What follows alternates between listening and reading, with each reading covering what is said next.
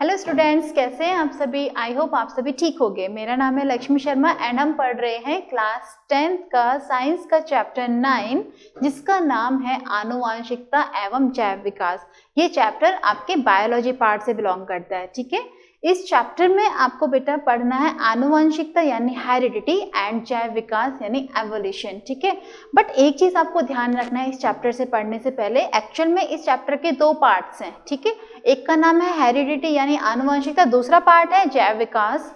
ये दोनों ही पार्ट आपस में बिलोंग करते हैं। तो बच्चे यहाँ पे गड़बड़ कर जाते हैं कि वो पहले जैव विकास को पढ़ना प्रारंभ करते हैं क्योंकि हेरिडिटी थोड़ा सा उनको टिपिकल लग जाता है। तो इसीलिए ये वाली गलती आपको रिपीट नहीं करना है, क्योंकि जब तक आप हेरिडिटी यानी आनुवंशिकता नहीं पढ़ेंगे तब तक आपका जैव विकास वाला कॉन्सेप्ट भी क्लियर नहीं होगा।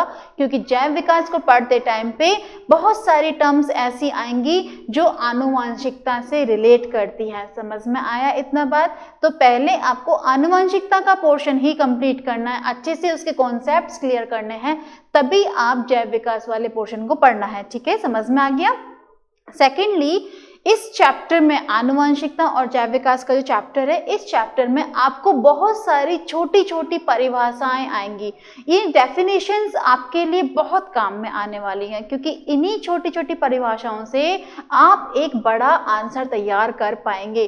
कभी कभी ऐसा हो जाता है कि आपको जैसे 4 मार्क्स का क्वेश्चन दे दिया गया है एंड देन आपसे पूछा गया है कि ये 4 मार्क्स में आपको 4 ही परिभाषाएं दे दी गई।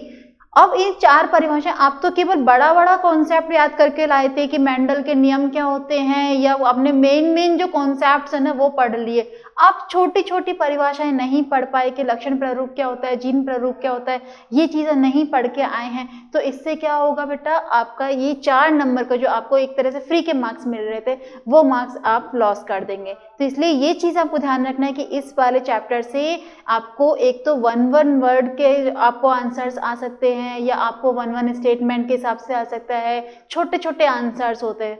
तो ये चीज आपको ध्यान रखना है इस चैप्टर को यहाँ पे, इसलिए आपको स्टार्टिंग में ही क्लियर कर रहे हैं क्योंकि आगे जाके आप इन चीजों को इग्नोर ना मारें। समझ में आ गया? चलिए स्टार्ट करते हैं।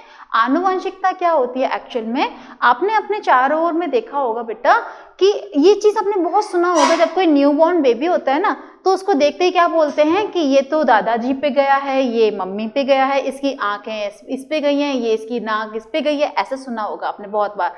तो ये जो जाना आना रहता है ना एक्चुअल में, ये क्या होता है, जैसे आपने खुद को भी देख लीजिए, क्या आपके अंदर आप अपने पेरेंट्स की बिल्कुल डिट्टू कॉपी हैं? क्या है? क्या आप अपने पेरेंट्स की डिट्टू कॉपी? बिल्कुल नहीं है। आप में और आपके पेरेंट्स में अंतर है, बहुत सारे चेंजेस हैं, परंतु आपके अंदर कुछ ऐसे लक्षण जरूर होंगे जो आपके पेरेंट्स में हैं। समझ में आ रहा है? इसका मतलब है कि पेरेंट्स से जो लक्षण हैं वो आपके अंदर गए हैं। ये आप अपनी डे टू डे लाइफ में या अपने आस पड़ोस में भी आप इस चीज को ऑब्जर्व कर सकते हैं कि जो कलर कॉम्बिनेशन पेरेंट्स का होता है वही उनकी पीढ़ी में जाता है। जो आंखों का कलर हो गया, बालों का कलर हो गया, ये क्या होता है, ये ट्रांसफर होते हैं लक्षण। तो ये जो यही इन लक्षणों का जो जाना है एक पीढ़ी से दूसरी पीढ़ी में या जनक से उनके बच्चों में जाना है, यही क्या कहलाता है, आनुवंशिकता। तो इसी चैप्टर में आपको यही समझना है कि किस प्रकार से ये लक्षण माता पिता से उनकी जो संतान है उसमें, या एक पीढ़ी से, कभी कभी ऐसा होता है कि कभी कोई बीमारी ट्रांसफर होके आ जाती है। कहते हैं ना कि यार ये दादाजी को डायबिटीज थी इसलिए हमको भी डायबिटीज आ रही है। तो ये जो चेंज आ रहा है, ये जो बीमारी का ट्रांसफर हो रहा है, ये एक्चुअल में किस वाले पार्ट में आपको पढ़ना है? इसी आनुवंशिकता के चैप्टर में आपको ये कॉन्सेप्ट्स क्लियर करना है कि किस प्रकार से कोई लक्षण कैसे ट्रांसफर होता है एक पीढ़ी से दूसरी पीढ़ी में, और अगर ट्रांसफर हो रहा है तो उसके क्या पॉसिबिलिटीज बनेगी। ये चीजें आप जब आगे पढ़ेंगे ना बेटा तो आपके लिए बहुत इंपॉर्टेंस रखता है, ये पार्ट भी क्लियर रखता है, आपके लिए बहुत इंपॉर्टेंस रखेगा कि आनुवंशिकता एक्चुअल में होती क्या है। ठीक है, तो इस चैप्टर में आपको ये पॉइंट्स हैं, छोटे छोटे पॉइंट्स हो गए, ये आपको अपने डे टू डे लाइफ में आपको समझना रह जाएगा। इस चीज को आपको ढंग से समझ के आना है। क्लियर है यहाँ तक का? तो चलिए स्टार्ट करते हैं चैप्टर आनुवंशिकता। क्लियर करें यहाँ तक का पार्ट? चलिए, आनुवंशिकता क्या होती है?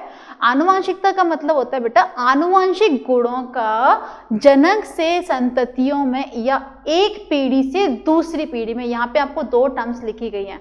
पहला है जनक से संतति या दूसरी है एक पीढ़ी से अगली पीढ़ी में।